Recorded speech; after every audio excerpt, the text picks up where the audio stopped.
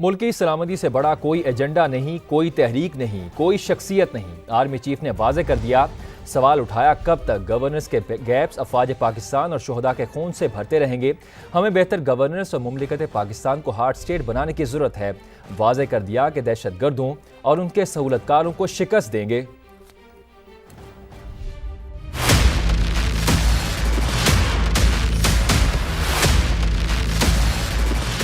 کوئی تحریک نہ کوئی شخصیت، پاکستان کی سلامتی سب سے مقدم، اس سے بڑا کوئی ایجنڈا ہو ہی نہیں سکتا۔ Army chief general Syed Asim Munir کا دو ٹوک پیغام۔ قومی سلامتی کی پارلیمانی کمیٹی سے خطاب میں آرمی چیف نے سوال اٹھایا، ہم کب تک گورننس کے گیپس کو افواج پاکستان اور شہداء کے خون سے بھرتے رہیں گے؟ کب تک ایک سافٹ اسٹیٹ کی طرز پر بے پناہ جانوں کی قربانی دیتے رہیں گے؟ ہمیں بہتر گورننس اور مملکت پاکستان کو ہارڈ اسٹیٹ بنانے کی ضرورت ہے۔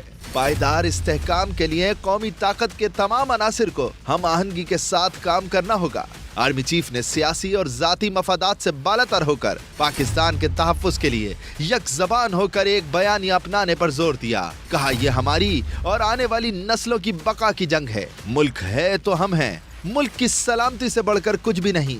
سپہ سالار نے واضح کیا، جو سمجھتے ہیں کہ وہ پاکستان کو دہشت گردوں کے ذریعے کمزور کر سکتے ہیں، ان کو پیغام ہے کہ ہم متحد ہو کر نہ صرف ان کو بلکہ ان کے تمام سہولت کاروں کو بھی ناکام کریں گے۔ اللہ تعالیٰ پر پورا بھروسہ ہے، کچھ بھی ہو جائے ہم کامیاب ہوں گے۔ آرمی چیف نے علماء کرام سے بھی درخواست کی کہ وہ خوارج کی طرف سے اسلام کی مسخ شدہ تشریح کا پردہ چاک کریں۔ بلاول بھٹو نے افغانستان کو دہشت گردی کی آماج گاہ قرار دے دیا۔ دنیا کو خبردار کر دیا کہ جو آگ پاکستان میں لگی ہے دوسروں کے گھر تک بھی پہنچ جائے گی۔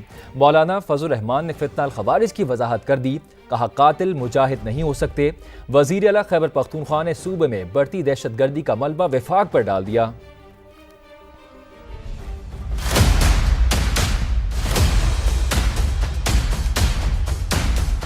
قومی اسمبلی کے ایوان میں قومی سلامتی کی پارلیمانی کمیٹی کی بڑی بیٹھک۔ چیئرمین پیپلز پارٹی بلاول بھٹو زرداری کی کھری باتیں۔ کہا افغانستان دہشت گردوں کی آماج گاہ بن چکا۔ جو شعلے پاکستان میں بھڑک رہے ہیں، ارد گرد والے مت سمجھیں کہ یہ آگ ان تک نہیں پہنچے گی۔ دہشت گردوں کی مالی مدد کرنے والوں کا پتہ لگانے پر زور۔ بولے اپنی خارجہ پالیسی مزید مؤثر بنانے کی ضرورت ہے۔ افغانستان میں دہشت گردی کا معاملہ سفارتی سطح پر بھرپور انداز میں اٹھانا ہوگا۔ عالمی برادری کو بھی افغان حکومت کے کردار سے آگاہ کرنا ہوگا۔ دنیا خود کو اس خطے سے الگ تھلگ نہیں رکھ سکتی۔